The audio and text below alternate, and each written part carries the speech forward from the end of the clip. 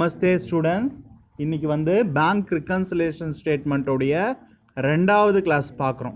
ஏற்கனவே நம்ம என்னென்னலாம் பார்த்துருக்கோம் அப்படின்னு பார்த்தோன்னா, introduction, bank statement or bank பாஸ்புக்னா என்னென்னு பார்த்துருக்கோம், bank overdraft, difference between bank column and cash book.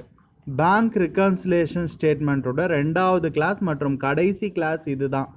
ஏன்னா 8.2 பேங்க் ரிகன்சிலேஷன் ஸ்டேட்மெண்ட், 8.2.1 இது இருக்குல்ல, இந்த 154 பேஜு இது வரைக்கும் தான் உங்களுக்கு போர்ஷன். மீது எல்லாமே ஒமிட் பண்ணியிருக்கிறாங்க. ஸோ உங்களுக்கு டைம் இருக்கும்பொழுது நான் என்ன பண்ணுவேன்னா, அந்த ஒமிட் பண்ண போர்ஷன் நான் நடத்துகிறேன். எக்ஸாமுக்கு தேவையானது இந்த 8.2வும் 8.2.1ம் தான். அதுக்கப்புறம் இதோட தியரி கொஷின்ஸ் எழுதி காட்டுங்க. இந்த சாப்டரில் உங்களுக்கு சம்ஸ் கிடையாது. ஒன்லி தியரி 1 மார்க் மட்டும்தான். இதை நல்லா புரிஞ்சுக்குங்க ஸ்டூடெண்ட்ஸ். இப்போ பார்க்கலாமா? If every entry in the cash book matches with the bank statement, the bank balance will be the same in both records. அதாவது எல்லா என்ட்ரியும் மேட்ச் ஆகிடுச்சு, கேஷ் புக்கும் பாஸ்புக்கும் எல்லாமே மேட்ச் ஆகிடுச்சுன்னா அதனால் எந்த பிரச்சனையும் நம்மளுக்கு என்ன ஆகாது, வராது அப்படின்னு அர்த்தம். But practically it is not possible. ஆனால் அது பாசிபிளா? ஒரு கிளாஸில் எல்லாரும் அமைதியாக உட்காந்துருக்கணும். காலையில் 9 மணிக்கு வந்துட்டு சாயங்காலம் 4:30 மணி வரைக்கும் அமைதியாக இருக்க சொன்னால் அமைதியாக இருப்பீங்களா? நோவா? சரி, நீங்கள் அங்கே நோ சொல்கிறது எனக்கு இது வரைக்கும் கேட்குது. Okay. when the balances do not agree with the same each other, the need for preparing statement to explain the causes rises. இந்த மாதிரி ஒரு சூழ்நிலை ஏற்படும் பொழுது, மேட்ச் ஆகாத பொழுது அதுக்காக நம்ம ப்ரிப்பேர் பண்ணுறது தான் பேங்க் ரிகன்சிலேஷன் ஸ்டேட்மெண்ட், வங்கி சரி கட்டும் பட்டியல். பிஆர்எஸ்னா என்ன சொல்லுங்க பார்க்கலாம் சவுண்டா? Bank reconciliation statement. Bank reconciliation statement. The bank reconciliation statement is a statement that reconciles the balance as per bank column of cash book and the balance as per the bank statement. Bank cash book ஓடிய bank column. அதுக்கப்புறம் bank statement. Bank statement is nothing but what? Passbook. Passbookக்கு இன்னொரு பேர் தான் bank statement. அப்படி இது ரெண்டுத்துக்கும் உள்ள difference தான். By giving the reasons for such difference along with the amount and the amount order. As a result of this, the internal record of the business bank column of cash book can be reconciled with the external record. So நம்ம இதை வச்சு இந்த ரெண்டுத்தையும் வச்சு compare பண்ணி நம்ம reconcile பண்ணணும். Okay, இப்போ 8.2.1 last portion of this chapter, need for bank reconciliation statement. எதுக்கு பேங்க் ரிகன்சிலேஷன் ஸ்டேட்மெண்ட் தேவை அப்படின்றத பார்க்கலாம். It is important to compare the bank statement and bank column of cash book. If the two balance do not match, it is necessary to reconcile them to explain why the differences have occurred. இப்போ ரெண்டுத்தையும் முதல்ல பார்க்கணும். Cash புக்கோடைய bank காலம், cash புக்கில் bank காலம் இருக்கும்.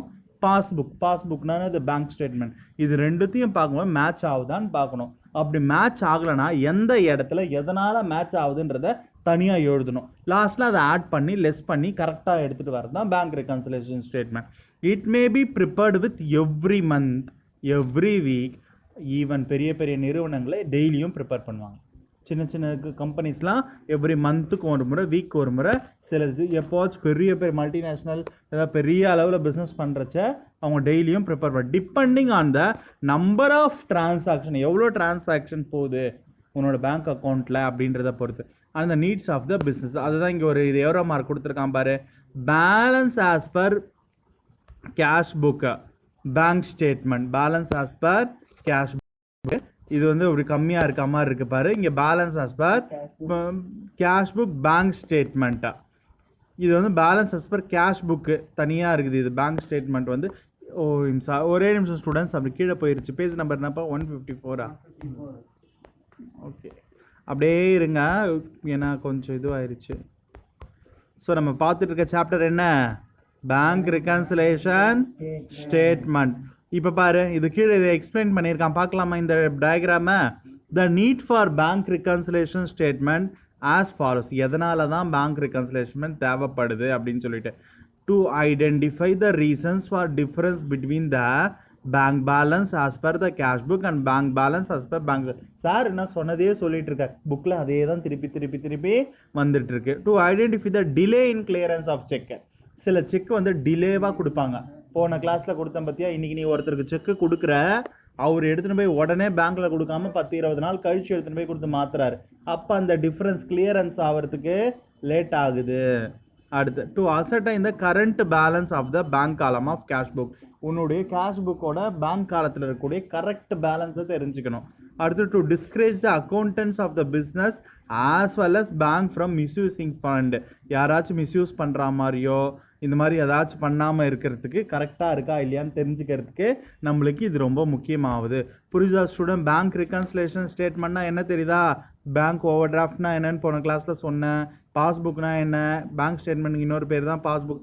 இது வரைக்கும் பார்த்தோம். ஸோ இந்த கண்டென்ட்டில் 8.1 8.2 தான் இருக்குது. 3-4 எதுவுமே கிடையாது. அந்த 8.2.1 வரைக்கும் தான் உனக்கு வந்து கொடுத்துருக்கிறது. ஸோ இதெல்லாம் வந்து சம்ஸ் ரிலேட்டட். பைஆர்எஸோட சம் இந்த 8.3 இந்த சாப்டர் முடிகிற வரைக்கும். ஸோ டைம் இருந்துச்சுன்னா நான் எல்லா போர்ஷனும் பப்ளிக் எக்ஸாமுக்கு தேவையானது மொத்தத்தையும் நான் உங்களுக்கு டீச் பண்ணிட்டேன்னா இந்த இருக்கக்கூடிய காலகட்டத்தில் மீதி இருக்கிறதையும் நான் உங்களுக்கு டீச் பண்ணுறேன். ஓகே, ஏன்னா காலேஜில் இது வரும், அதனால் நீ வந்து தெரிஞ்சுக்கலாம். நெக்ஸ்ட் இப்போ வந்து நாளைக்கு உங்களுக்கான ஹோம்ஒர்க் ஏற்கனவே 1 மார்க் முடிச்சிருக்கீங்களே, இன்றைக்கி 2 மார்க் கொஸ்டின் வெரி ஷார்ட் ஆன்சரில் what is mean by bank overdraft. Bank overdraft அந்த question, what is bank reconciliation statement. இந்த 2 கொஸ்டினும் வெரி ஷார்ட் ஆன்சர்ஸில் பார்த்துக்குங்க. அதுக்கப்புறம் வந்து ஷார்ட் ஆன்சர்ஸில் give any 3 reasons for preparing bank reconciliation statement.